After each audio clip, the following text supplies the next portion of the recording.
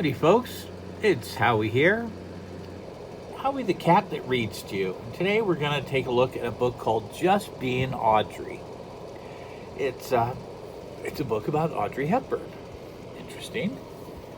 I like Audrey Hepburn. She's a beautiful woman. Tiffany's is a fantastic movie and a few others. So Audrey says, I never think about myself as an icon. I just do my thing. Audrey Hepburn. So I don't know, why is she so wonderful? Let's see, here she is dancing. Nice art. I like it. It's not phenomenal, but it's very nice art. Okay, let's get going. More than anything, Audrey wanted to be a ballerina. She was too tall, her feet were too big, and her neck was too long. Still, Audrey danced on. She held fairy tale ballets in the yard, her trees and squirrels her audience. Audrey's brothers would tease her, always off in her own world, but her mother understood it's just like Audrey to do her own thing. Audrey struggled with en pointe, dancing on her toes, but she loved a challenge, so she practiced more than all the other ballerinas in class. Some of the girls laughed at Audrey, saying her teeth were crooked and her eyes seemed too big for her head. Audrey knew she looked different, but it didn't matter much to her. She wanted only one thing, to be the prima ballerina of all of Europe. Her mother reminded her that there were more important things than fame. Others mattered more than you, dear, she said. You must always be kind.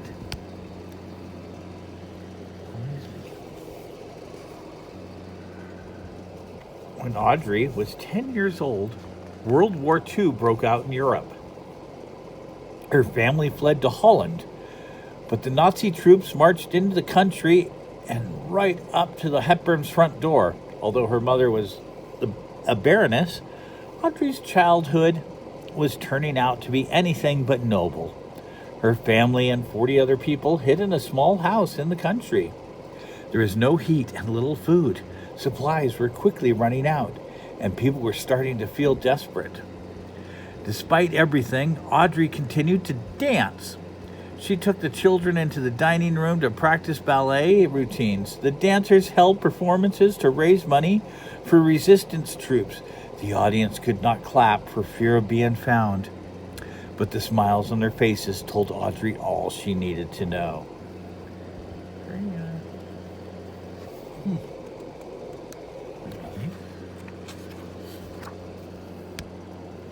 One day, there was a knock on the front door, and everyone froze. Had they been discovered? But after years of bad news, there was finally something to celebrate. The war had ended. The volunteers from the United Nations had arrived, bringing food, clothing, and medicine. One volunteer gave Audrey a chocolate bar. She ate it so quickly she got a stomachache. But it was the most delicious thing she had ever tasted. Audrey never forgot that kind gesture. After the war ended, Audrey and her mother moved to London. They had very little money. In fact, Audrey had only a few blouses and skirts and one colorful scarf. But she could tie the scarf 20 different ways to make a new outfit every day. Audrey soon realized that her dream of being a ballerina was not going to become a reality. She was simply too tall, and no amount of practice could change that. So instead, she decided to try acting instead. She landed a few small roles. One took her to the south of France. Colette, the famous French writer, spotted Audrey. Colette needed an actress for the lead role in her play Gigi that was opening on Broadway in New York City. Yes, de Gigi. It is my Gigi, Colette announced. Surely Colette was mistaken. Audrey had no acting experience. She has a je ne sais quoi, that certain something.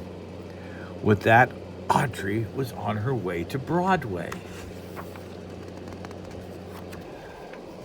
New York was very different from the countryside, but Audrey rehearsed so much she hardly noticed. To make up for inexperience, she worked harder than anyone else. That's my New York Foley sounds, huh? Oh, there she is. While Audrey was performing on Broadway, the movie director, William Wyler, was looking for a fresh face for his new Hollywood film. When he saw Audrey, he knew he'd found it. In the movie Roman Holiday, Audrey plays Princess Anne, who falls in love with a journalist. By the time the movie came out, everyone had fallen in love with Audrey. She even won an Oscar for her performance.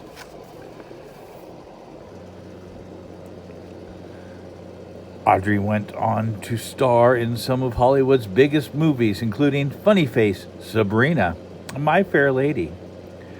From a party girl in Breakfast at Tiffany's to a nun in A Nun's Story, Audrey took roles that challenged her and made them her own. Audrey often played characters who went through some kind of transition, both inside and out. But in real life, Audrey always knew just who she was and not just where she had come from. Audrey had become more than an actress. She was an inspiration. While most Hollywood starlets were curvy and wore glamorous outfits, Audrey would only be herself. She was always slender. She wore her hair short. Her clothes were simple and elegant. It was such a different style that it got its own name, the Audrey look. And the very things that made her appear awkward as a child, they were precisely the things that made her beautiful as an adult. From Los Angeles to New York, to Paris to Tokyo, there were imitations of her walking about town. Everyone wanted to be just like Audrey. Grandier.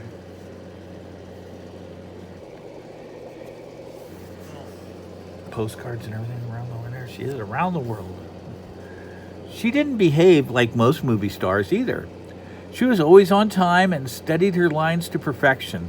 After filming, Audrey would cook warm spaghetti dinners for the cast and crew. She was the kindest actress any of them had ever worked with. Wouldn't you love to have a spaghetti dinner by Audrey Hepburn?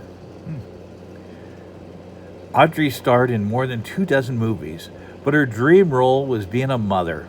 She spent her days with her sons, Sean and Luca, and tended her garden in the afternoons. She had never been happier.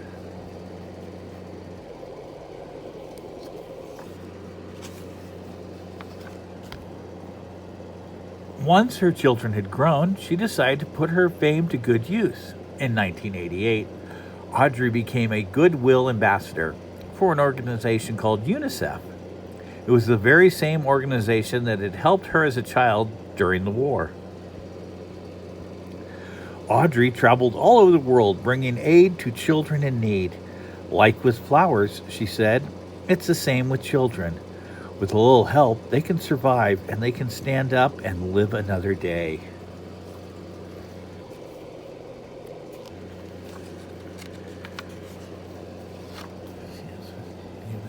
There she is. Her finest performance came in 1989. Audrey spoke to Congress to ask for help for all of the children she had met during her travels. I am here today to speak for children who cannot speak for themselves, she said. Every child has the right to health and tenderness to life. Her words were so moving and eloquent that people listened. Funding for UNICEF doubled, and she inspired fellow actors to join the movement. For her efforts, Audrey was awarded the Presidential Medal of Freedom in 1992, one of the highest honors a person can receive. Audrey's life was not always a fairy tale, but she chose hope over sorrow. Her legacy remains. It is in the loveliness of her movies, in the kindness she showed others, and in the faces of the children she helped around the world. And if you look closely, you can still see the Audrey look about town. We have some author's notes and the illustrator's notes. I think we can. Interesting old bibliography about Audrey Hepburn. So, and an actual Audrey Hepburn timeline. That's very nice. I like Audrey Hepburn as an actress. I didn't know she was such a humanitarian as well. I hope you enjoyed. Thanks, folks.